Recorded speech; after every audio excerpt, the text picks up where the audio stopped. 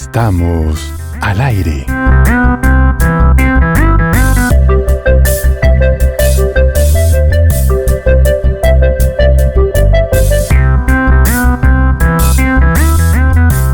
Hola, querida gente.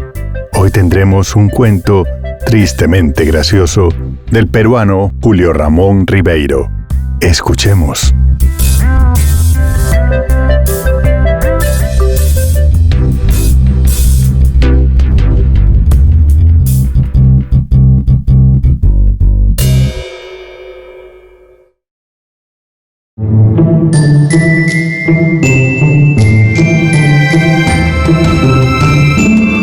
Cuentos.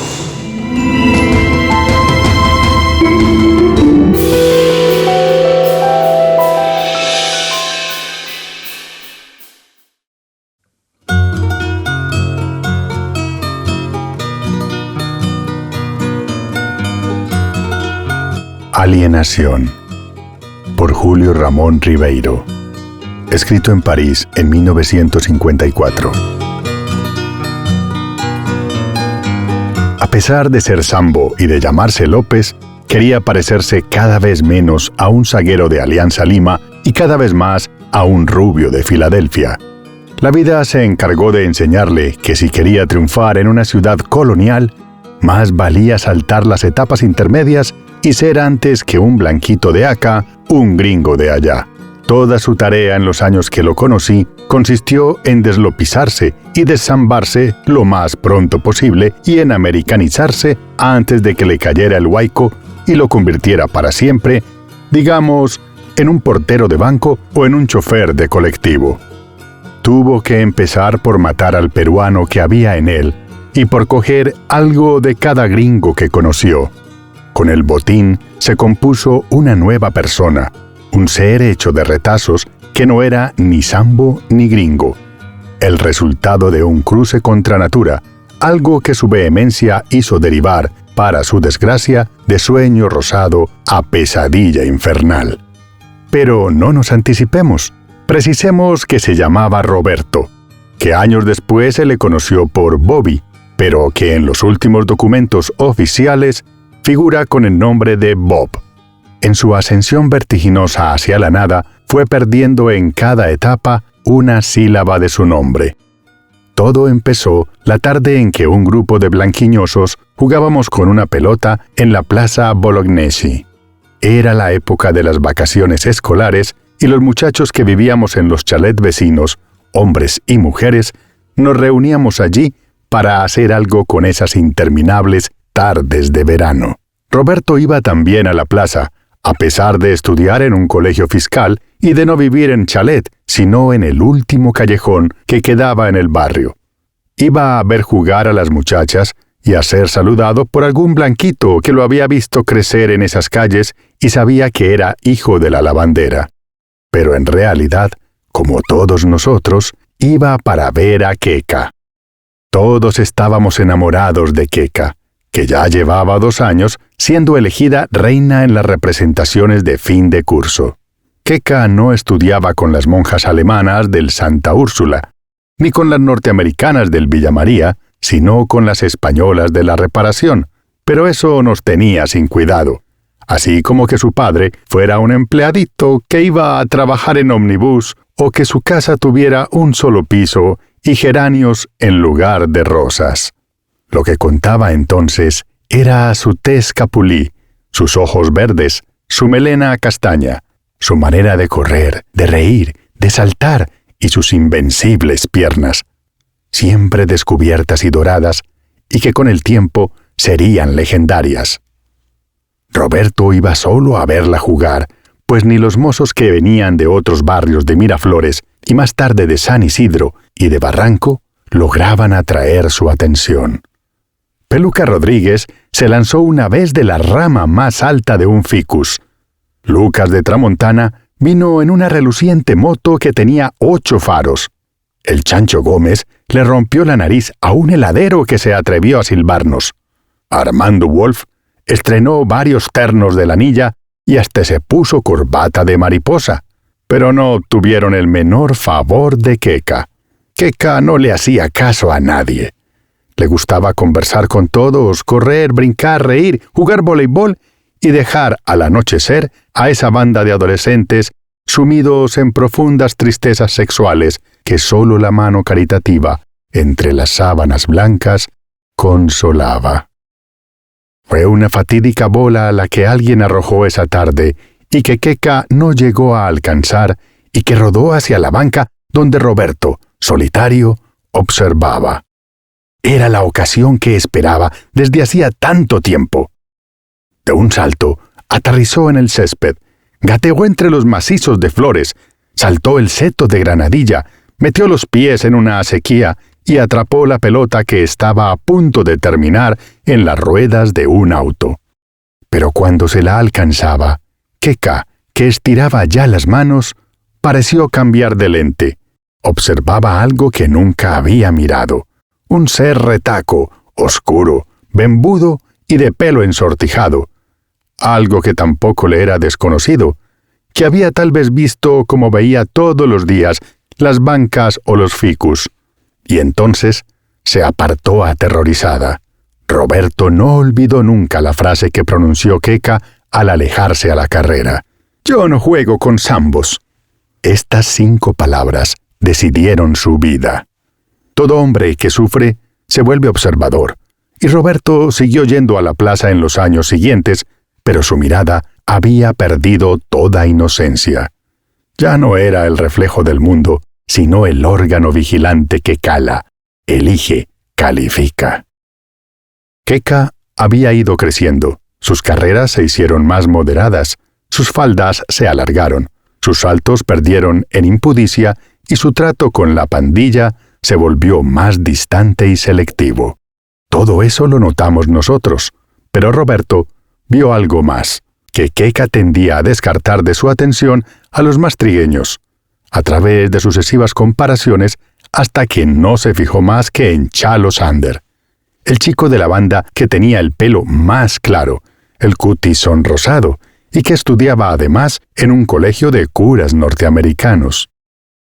Cuando sus piernas estuvieron más triunfales y torneadas que nunca, ya solo hablaba con Chalo Sander, y la primera vez que se fue con él de la mano hasta el malecón, comprendimos que nuestra duquesa había dejado de pertenecernos y que ya no nos quedaba otro recurso que ser como el coro de la tragedia griega, presente y visible, pero alejado irremisiblemente de los dioses.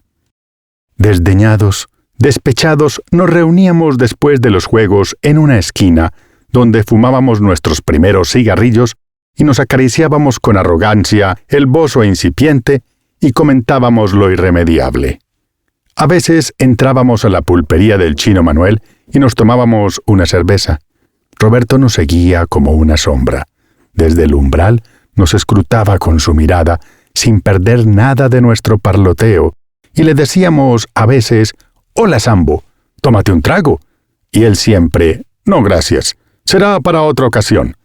Pero a pesar de estar lejos y de sonreír, sabíamos que compartía a su manera nuestro abandono. Y fue Chalo Sander, naturalmente, quien llevó a Keka a la fiesta de promoción cuando terminó el colegio. Desde temprano nos dimos cita en la pulpería. Bebimos un poco más de la cuenta, urdimos planes insensatos. Se habló de un rapto, de un cargamontón. Pero todo se fue en palabras. A las 8 de la noche estábamos frente al ranchito de los geranios, resignados a ser testigos de nuestra destitución. Chalo llegó en el carro de su papá, con un elegante smoking blanco, y salió al poco rato acompañado de una Keka de vestido largo y peinado alto, en la que apenas reconocimos a la compañera de nuestros juegos. Keka ni nos miró. Sonreía apretando en sus manos una carterita de raso. Visión fugaz, la última, pues ya nada sería como antes. Moría en ese momento toda ilusión, y por ello mismo no olvidaríamos nunca esa imagen que clausuró para siempre una etapa de nuestra juventud. Casi todos desertaron la plaza, unos porque preparaban el ingreso a la universidad, otros porque se fueron a otros barrios en busca de una imposible réplica de Keka. Solo Roberto, que ya trabajaba como repartidor de una pastelería, recalaba al anochecer en la plaza, donde otros niños y niñas cogían el relevo de la pandilla anterior y repetían nuestros juegos con el candor de quien cree haberlos inventado. En su banca solitaria registraba distraídamente el trajín, pero de reojo seguía mirando hacia la casa de Queca. Así pudo comprobar antes que nadie que Chalo había sido solo un episodio en la vida de Queca, una especie de ensayo general que le preparó para la llegada del original, del cual Chalo había sido la copia. Billy Mulligan, hijo de un funcionario del consulado de Estados Unidos. Billy era pecoso, pelirrojo, usaba camisas floreadas, tenía los pies enormes, reía con estridencia. El sol, en lugar de dorarlo, lo despellejaba, pero venía a ver a Queca en su carro y no en el de su papá. No se sabe dónde lo conoció Queca ni cómo vino a parar allí, pero cada vez se le fue viendo más hasta que solo se le vio a él sus raquetas de tenis, sus anteojos ahumados, sus cámaras de fotos, a medida que la figura de Chalo se fue opacando, empequeñeciendo y espaciando, y terminó por desaparecer. Del grupo al tipo y del tipo al individuo, Queca había ido al fin empuñando su carta. Solo Mulligan sería quien la llevaría al altar con todas las de la ley, como sucedió después, y tendría derecho a acariciar esos muslos con los que tanto, durante años, tan inútilmente, soñamos.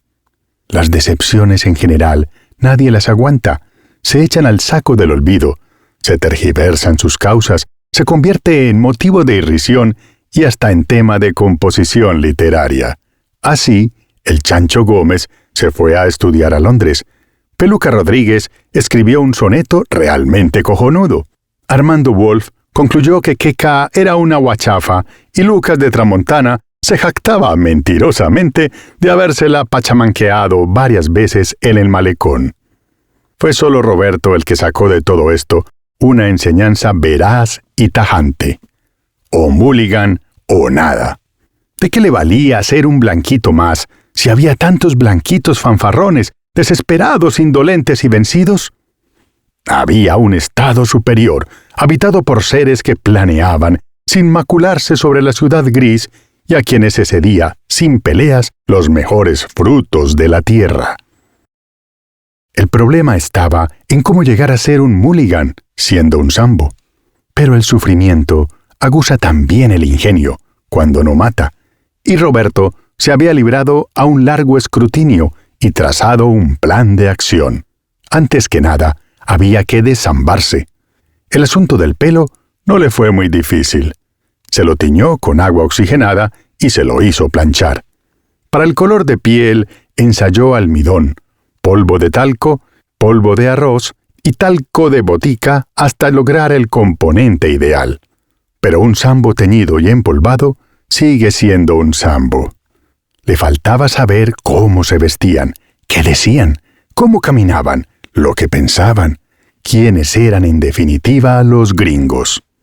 Lo vimos entonces merodear en sus horas libres por lugares aparentemente incoherentes, pero que tenían algo en común. Los frecuentaban los gringos.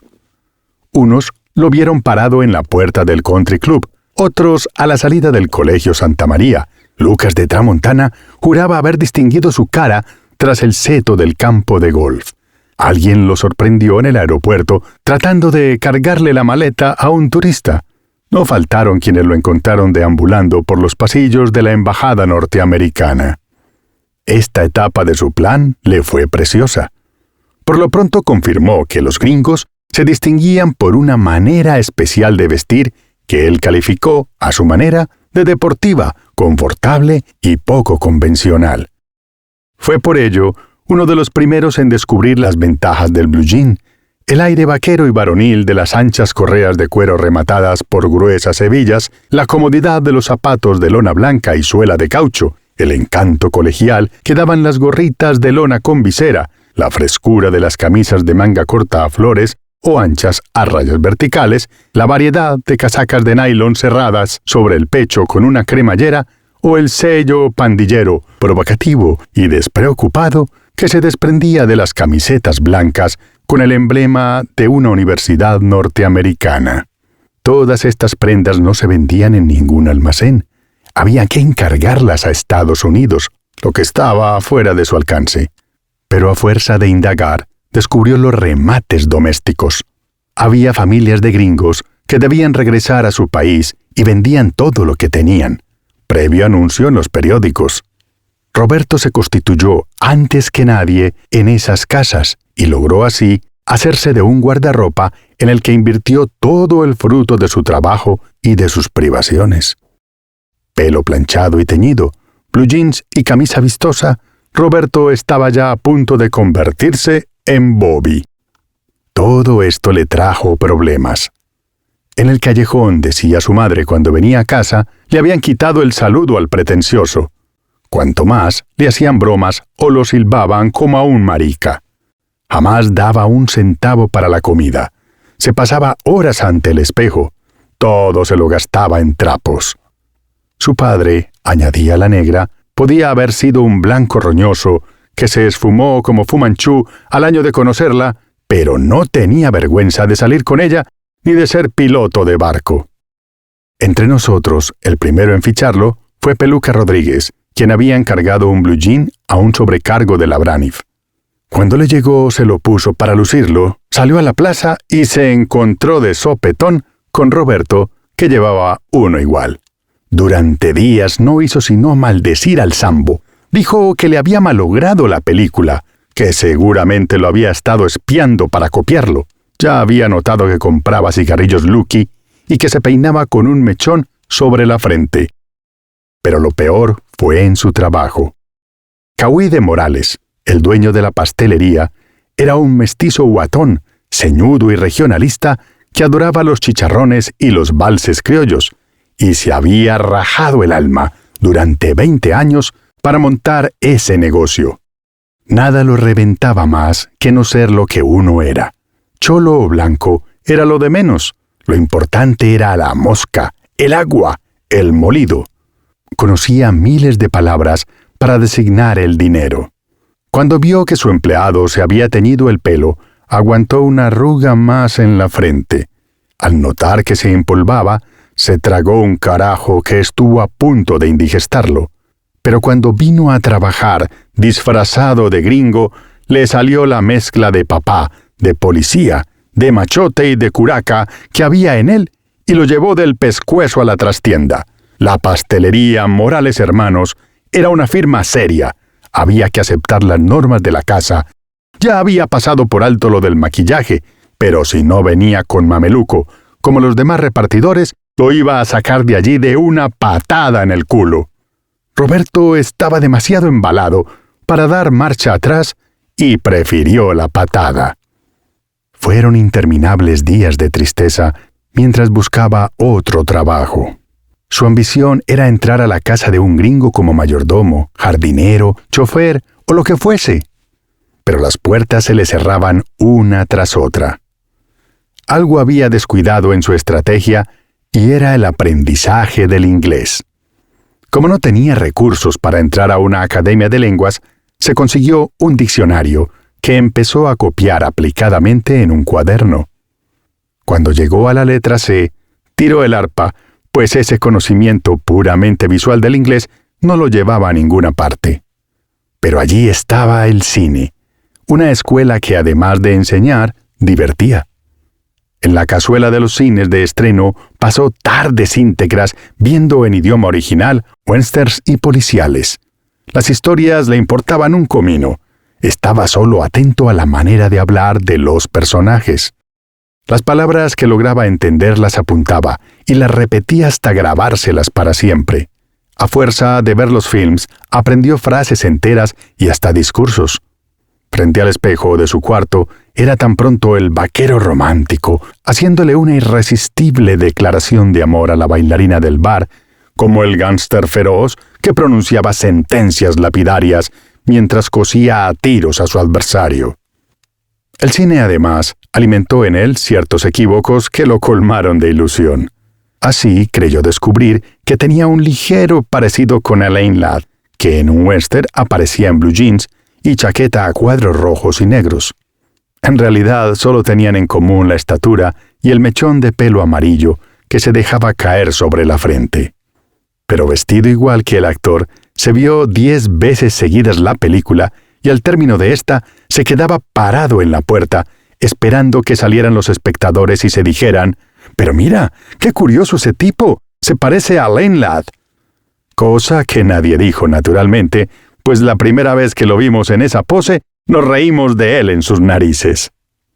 Su madre nos contó un día que al fin Roberto había encontrado un trabajo, no en la casa de un gringo como quería, pero tal vez algo mejor, en el club de bowling de Miraflores. Servía en el bar de 5 de la tarde a 12 de la noche. Las pocas veces que fuimos allí, lo vimos reluciente y diligente. A los indígenas los atendía de manera neutra y francamente impecable, pero con los gringos era untuoso y servil. Bastaba que entrara uno para que ya estuviera a su lado tomando nota de su pedido y segundos más tarde el cliente tenía delante su hot dog y su Coca-Cola. Se animaba además a lanzar palabras en inglés y como era respondido en la misma lengua, fue incrementando su vocabulario. Pronto contó con un buen repertorio de expresiones que le permitieron granjearse la simpatía de los gringos, felices de ver un criollo que los comprendiera. Como Roberto era muy difícil de pronunciar, fueron ellos quienes decidieron llamarlo Bobby. Y fue con el nombre de Bobby López que pudo al fin matricularse en el Instituto Peruano Norteamericano. Quienes entonces lo vieron dicen que fue el clásico chancón, el que nunca perdió una clase, ni dejó de hacer una tarea, ni se privó de interrogar al profesor sobre un punto oscuro de gramática. Aparte de los blancones que por razones profesionales seguían cursos allí, conoció a otros López, que desde otros horizontes y otros barrios, sin que hubiera mediado ningún acuerdo, alimentaban sus mismos sueños y llevaban vidas convergentes a la suya. Se hizo amigo especialmente de José María Cabanillas, hijo de un sastre de Surquillo. Cabanillas tenía la misma ciega admiración por los gringos, y hacía años que había empezado a estrangular al sambo que había en él con resultados realmente vistosos. Tenía además la ventaja de ser más alto, menos oscuro que Bobby, y de parecerse no a Elaine Ladd, que después de todo era un actor segundón, admirado por un grupo de niñas snobs, sino al indestructible John Wayne. Ambos formaron entonces una pareja inseparable.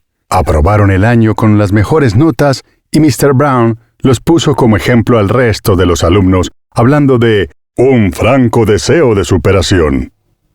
La pareja debía tener largas, amenísimas conversaciones. Se les veía siempre culoncitos, embutidos en sus blue jeans desteñidos, yendo de aquí para allá. Pero también es cierto que la ciudad no los tragaba. Desarreglaban todas las cosas, ni parientes ni conocidos los podían pasar. Por ello, alquilaron un cuarto en un edificio del Jirón Mogollón y se fueron a vivir juntos. Allí edificaron un reducto inviolable que les permitió interpolar lo extranjero en lo nativo y sentirse en un barrio californiano en esa ciudad brumosa. Cada cual contribuyó con lo que pudo. Bobby con sus afiches y sus pósters, y José María, que era aficionado a la música, con sus discos de Frank Sinatra, Dean Martin y Tom Dorsey. ¡Qué gringos eran mientras recostados en el sofacama, fumando su Lucky, escuchaban The Strangers in the Night y miraban pegados al muro el puente sobre el río Hudson! Un esfuerzo más y ¡hop!, ya estaban caminando sobre el puente. Para nosotros era difícil viajar a Estados Unidos. Había que tener una beca o parientes allá o mucho dinero. Ni López ni Cabanillas estaban en ese caso. No vieron entonces otra salida que el salto de pulga, como ya lo practicaban otros blanquiñosos, gracias al trabajo de sobrecargo en una compañía de aviación. Todos los años convocaban a un curso y ellos se presentaron. Sabían más inglés que nadie, les encantaba servir, eran sacrificados e infatigables, pero nadie los conocía, no tenían recomendación y era evidente para los calificadores que se trataba de mulatos talqueados. Fueron desaprobados. Dicen que Bobby lloró y que Cabanillas tentó un suicidio por salto al vacío desde un modesto segundo piso.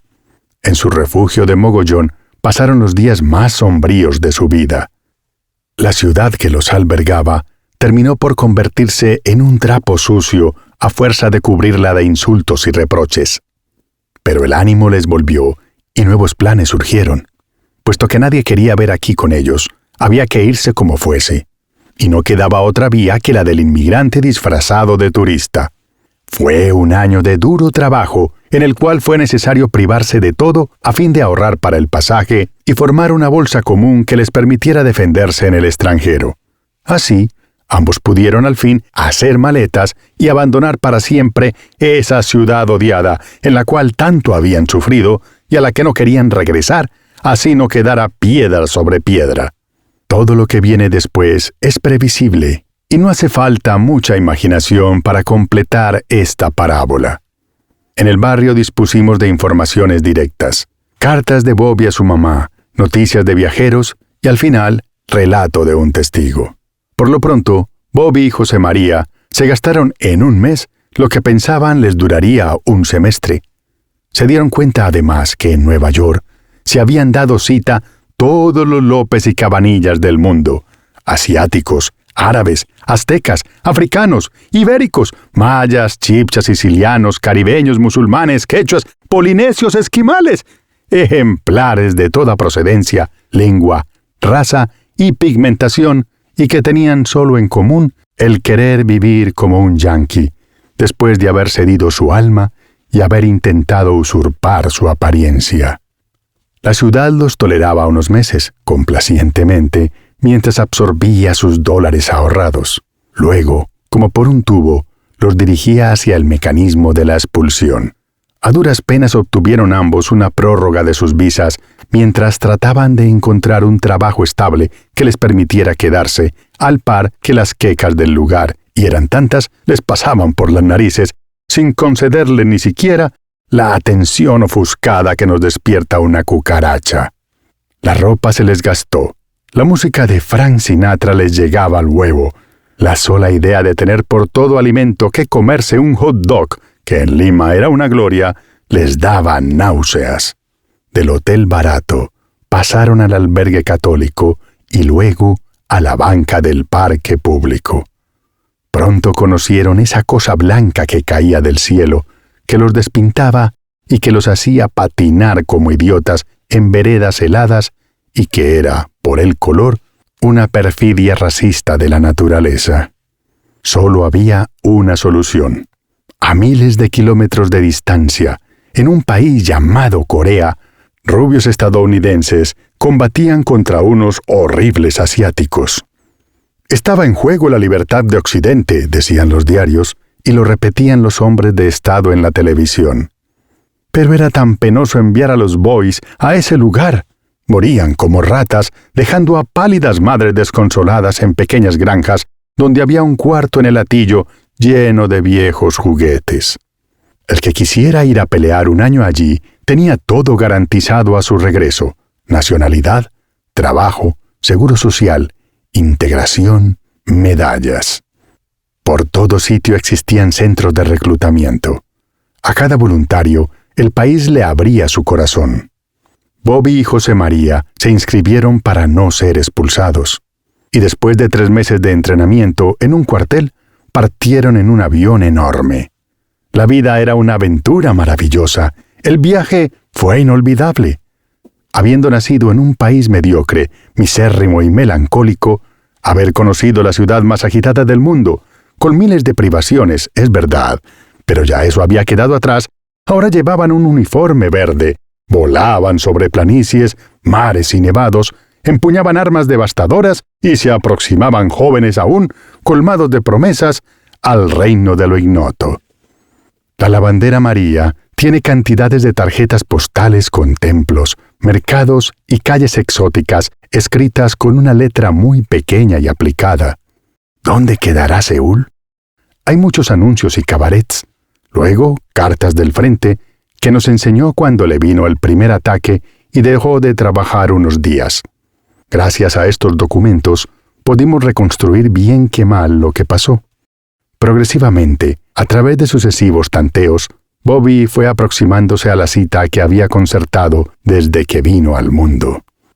Había que llegar a un paralelo y hacer frente a oleadas de soldados amarillos que bajaban del polo como cancha. Para eso estaban los voluntarios, los indómitos vigías de Occidente. José María se salvó por milagro y enseñaba con orgullo el muñón de su brazo derecho cuando regresó a Lima meses después. Su patrulla había sido enviada a reconocer un arrozal donde se suponía que había emboscada una avanzadilla coreana. Bobby no sufrió, dijo José María. La primera ráfaga le voló el casco y su cabeza fue a caer en una acequia con todo el pelo pintado revuelto hacia abajo. Él solo perdió un brazo, pero estaba allí contando estas historias, bebiendo su cerveza helada, desempolvado ya y sambo como nunca, viviendo holgadamente de lo que le costó ser un mutilado. La mamá de Roberto había sufrido entonces su segundo ataque que la borró del mundo. No pudo leer así la carta oficial en la que le decían que Bob López había muerto en acción de armas y tenía derecho a una citación honorífica y a una prima para su familia. Nadie la pudo cobrar. Colofón. ¿Y Keka? Si Bob hubiera conocido su historia, tal vez su vida habría cambiado o tal vez no.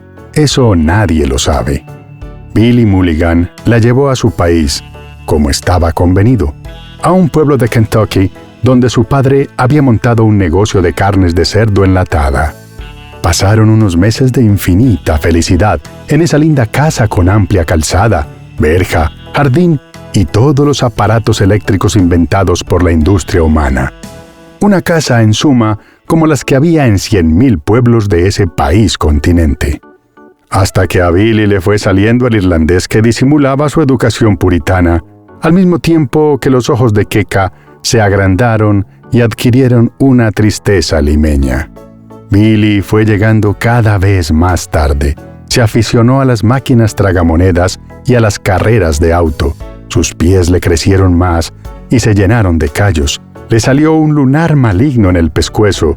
Los sábados se inflaba de bourbon en el club Amigos de Kentucky y se enredó con una empleada de la fábrica. Chocó 2 veces el carro. Su mirada se volvió fija y aguachenta y terminó por darle de puñetazos a su mujer, a la linda, inolvidable Keka, que en las madrugadas de los domingos, mientras sonreía estúpidamente, la llamaba chola de mierda.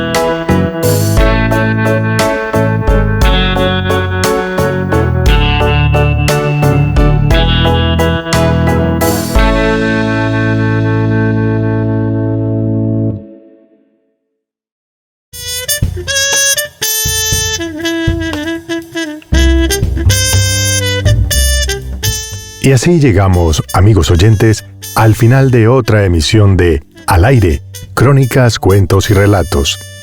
Recuerden que también nos pueden encontrar en YouTube. ¡Feliz vida!